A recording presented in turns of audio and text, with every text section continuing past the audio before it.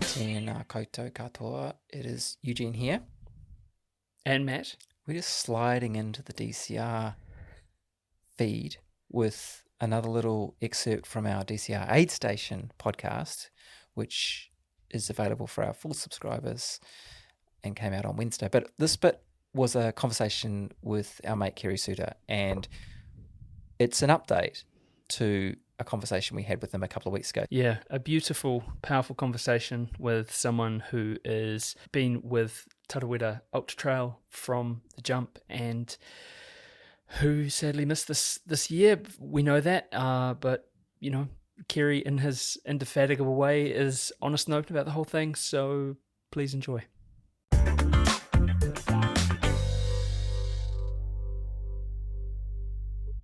We just wanted to catch up with you because the last time we talked, you were about to go on for some pretty significant surgery, and it was before a bunch of races that I know that you love and have followed before. So we just wanted to say, A, good to see you, bro, and how did it go? And just catch us up.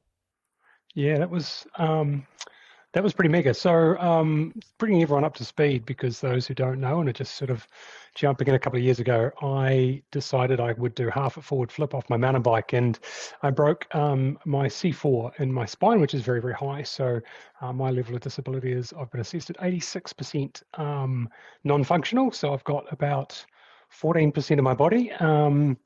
It means that I've kind of got nothing below sort of about armpit level, but I've got a little bit of arms, they're a little bit patchy, no hands whatsoever. So no real sensation with anything sort of below sort of upper chest. And so the very clever surgeons up at Middlemore, they do some wizardry where what they do is they take a little bit of my hamstring, which was a surprise to me, and they attach it from the posterior deltoid. That's a small muscle that straps across the back of your upper shoulder. It's posterior deltoid, and they strap it to my tricep. Basically, my triceps didn't function because of the level of my injury. So by bridging the posterior deltoid, which did work, using a hamstring, which is kind of like using it as an extension lead, they're able to plug into my triceps. So now when I activate my posterior deltoid, it'll pull my triceps. And what that means is that any action in my arms that's above sort of about shoulder height, I can actually do now. So previously any reaching that I did or anything that I did with my arms above sort of shoulder height, I couldn't, my arms would just cave in. I'd sort of punch myself in the head and, I just had no triceps to stop that movement. So things like, reaching a light switch from a wheelchair, reaching a door handle, or reaching some keys off a bench, or really anything at all. So it's pretty trick surgery. The downside to it is it's 2 surgical teams, 8 hours on my belly, and then 6 weeks recovery in bed. Much of that is spent in sort of like a supine crucifix type position, and all sorts of complications that come from that. And I can tell you, it really knocked me around. And I decided to take the opportunity to do it in the summertime because of Middlemore's 16 properties. The spinal rehab unit ranks number 16 as the very worst building that they've got, and it is scheduled for demolition. So it's freezing cold in winter, and I have no thermoregulation. So in meant I needed to do it in the summertime, otherwise I probably would have froze to death. So the downside is it drove a massive hole through the trail running calendar, and as you said, many of the best races fall in that early part of the year, and a very busy time for Ali and I and our athletes and all athletes really. We had Tarawera, Tussock, Old Ghost, just so much happening in this block, and so I kind of had to sort of disconnect and survive 6 weeks trying to be online as best I can, but when you're stuck on your back, there's not a lot you can do. So I don't know, maybe you can bring me up to speed. I tried to catch a little bit of Tarawera where I could, but it was very hard. Well, I mean, we missed you for starters, and we had so many people saying that to us as well, how much they missed you being there. So so much love and aloha for you out there, which hopefully anyway. But I'm so stoked to hear that it's given you that movement, because that wasn't necessarily guaranteed, was it? No, so the success rate is pretty good, but the having it work is really kind of life-changing. Like I said before, when you've got 14% of your body that moves, you'll scrap around for any sort of loose change. So this is a sort of like a half percenter that makes a big difference to my life. Triceps are my pushing muscles, so they'll help me with my manual chair. Hopefully they'll help me sort of do little basic things like when I'm in bed, use pull blankets on me or off me. So really basic stuff. But yeah, that was 15 years of Tarawera, and I have been involved in that event since the very early start, and I've just it's one of those things that gets inside you. It's like a Taylor Swift song. It's got a real earworm to it. So and we call it the Big Friendly, and everyone comes from all over Australasia and further afield to be part of it. And the vibe's really, really good. And most people will comment it's arguably not the best trails in the world, but we host a really, really neat event. And you guys, by all accounts, did an outstanding job as per as we expect from you, very high standards. So reports were that everyone had a really, really good day, and there was only a few minor issues out there on the course, but otherwise it went really, really well. Yeah. And in terms of the racing, it was sort of, in the 100K at least, you could have written the results before written the names down on the trophy before it even started, didn't you? R. Croft, D. Jones. Is that kind of as you expected it to go? Yeah, I mean, Dan's in just incredible form at the moment. He's still targeting that big Western States run, and as you know, the 100K distance, it's good to sort of pump out a few of those in your calendar year to prove that you've still got some wheels. And they both run very well. I think probably the comment about both of their training and racing is it's got a very, very much sort of like fundamentally marathon base approach. And they'll do big blocks of marathon style training where they'll do long rhythm runs where they're racking 30 to 40 Ks of just sort of unbroken repetitive biomechanical action, just sort of what you would expect from a marathon plan, but sort of pumped up a little bit.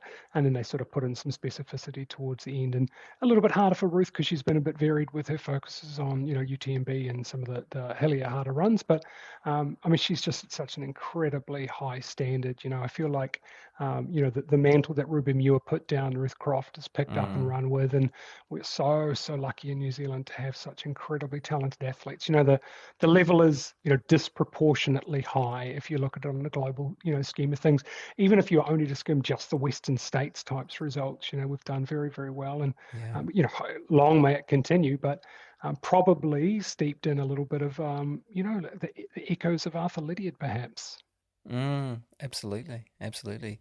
Hey, on Ruth, I mean, and you mentioned, we had a chat with her. She came and hung out at the finish line as the good sort that she is in the wee small hours. And we caught up with her there, and she was talking about the amount of and we've seen too the amount of tramping that she'd done, or hiking, for those who prefer that word, as opposed to kind of running still. Leading up to Tarawera, and yet she's still able to go out and produce that kind of performance. How much, from a coach observer with your coach hat on and somebody who knows physiology, how much of the ability to do that is just she's born with it, or she's conditioned with it so much that it just sits within her, as opposed to, she has to do some training. How much is just she's a freak? No, as amazing as Ruth Croft is, very humble as well, and I'm sure she wouldn't mind us saying that. But what she has achieved is probably indicative of what anyone would achieve if they were able to, put the time on tools that she's done. We're talking sort of 10 years of training and racing, and and building consistently, gradually, and you're the culmination of all of your training, not just the bits and pieces that you missed. So whilst you might say, maybe she wasn't pumping 200K weeks into January or anything like that, she's able to do some good hours with a backpack on. So weighted hiking, really great for strength. Strength's the sort of thing that we'd focus on towards the end of a training program, like Tarawera, even something that's quite runnable like Tarawera. It's also a really good way to boost your the amount of time, because with a backpack on, you might be hiking 8 to 10 hours a day. You've got 15 to 20 kilos on your pack, and it's all cumulative. It's all above that cardiovascular sort of work rate of 60-65%. So it's building on what she already has, and really she just needs to top up the tank with a bit of running. We always used to say, when you take a break from your core training program, you could return to it and your body would remember distance, but it would struggle to remember speed. So probably what she would have found is if she was going to go belt out her best 5K or 10K, mid-February wasn't going to be the best run of her life. But what she was doing, it really just it tops up the tank. And like I say, and Dan, I used to race Dan when he was, I think, 15 or 16, and he used to spank me then. So he's the same.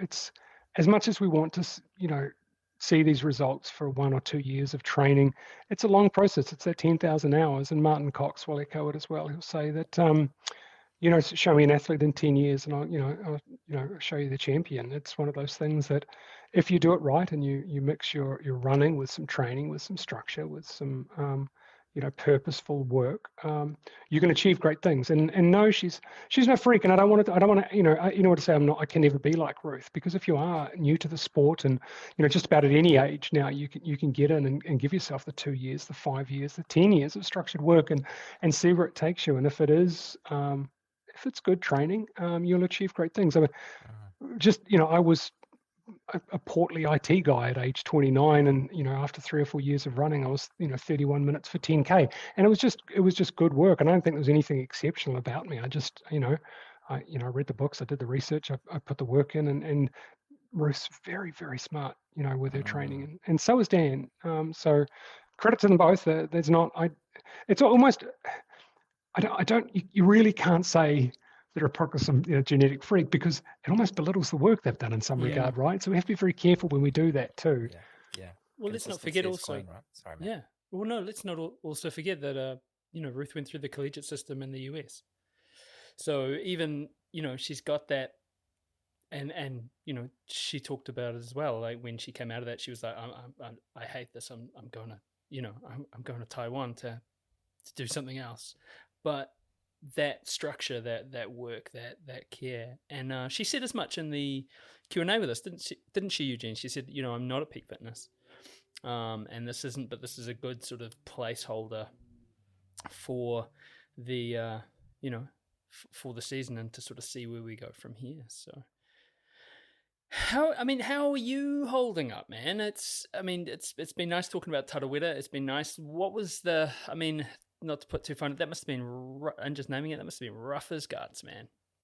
Yeah, that was easily the second worst time of my life so far.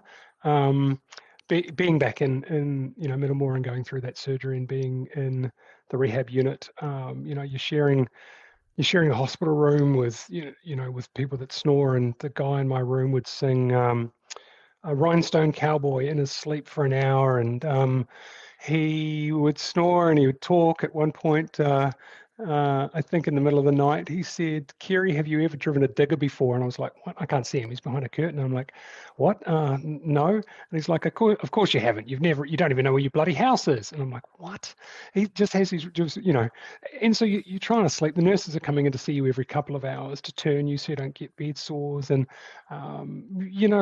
being in bed for 20 plus hours a day, has a real major psychological toll. And I'm one of those people that the black dog doesn't visit me very much. So I'm lucky in some regard, but perhaps it started to beat me down, and as it would anyone. And I think that it's good to be up, but it's hard to get back to where I was. And really, there's another massive block of rehab coming for me now, just as I build strength. I can currently bench press a broomstick with 0.5 kilograms on it. So probably a little bit less than you, Matt. A little bit less than just about. I think Sebastian could probably bench more than me at the moment. So less than Matt, more than me. So that's yeah. But this is the thing. I remember I remember the last time we spoke, and that's not to put too fine a point on it. And you went, "Look at this," and you held your arm up, and it went bang like that on your arm. It hit your head, and it was like a limp noodle. And now you're doing this. So it's good, right? It still sucks, but it's good. All hail our incredible national insurer, ACC, for all of those who feel bad every time they've got to pay into the ACC coffers. Thank you so much, because I've racked up some money there. I tell you, my account would be something like 400,000 a year plus the 2 million that it's taken to get me here. So something like that to keep me going. But don't worry, I won't hang around too long. I've got a little bit left, but I knocked a couple of decades off when I landed on my head. So in the ward, I think probably it'd be great learning for a lot of people to understand. There's a lot of scooters in there. So electric scooters, there was a few of them. Motorbikes. One girl had fallen off the back of a ute onto the trailer that she was towing, that was being towed. There's a lot of really unfortunate injuries, but like Kiwis and Aussies too, we play really hard, and we get knocked around, and everyone in there had a really sad story, and I fell for them all, and it's just impossibly hard, not just for the trauma for the person involved, but the trauma for everyone involved, everyone around that. So I mean, this is incredibly hard on my family and everyone else, and just it's ripples in a pond. And I apologise to all of the people that I wasn't able to be there for on race day. And hey, year 16, I'll do my very best, I promise. We will see you there. Well, we'll see you beforehand, but missed you there. Looking forward to seeing you soon. Yeah, thanks, guys. We love you so much. Thanks for everything you do for the sport. I know that this little extra bit is a little bit more of Matt and Eugene in your ears, and I think everyone appreciates it. So thanks for everything you do as well. You did an outstanding job. Thank you for stepping into my tiny shoes and continuing the ballet. It was a pleasure, and it's not, again, it's not for nothing that it is that sort of you were there. It was infused, and it's baked in, shall we say? So, yeah, it was. We'll see you next year. I won't see you actually. I'm not going to be commentating next year. I'm not doing it next year. I've said no. I've drawn a line. I'm not doing it. I know where this is going. Tell me this. Tell me you're going to put some running shoes on. Going to put some running shoes on. Yeah, oh, I'm very excited to hear that, Matt. What's the plan? Plan is to. Well, I've said what I was going to say. I'm not going to say it again because it'll invite. Yep, I understand the public public display of intent.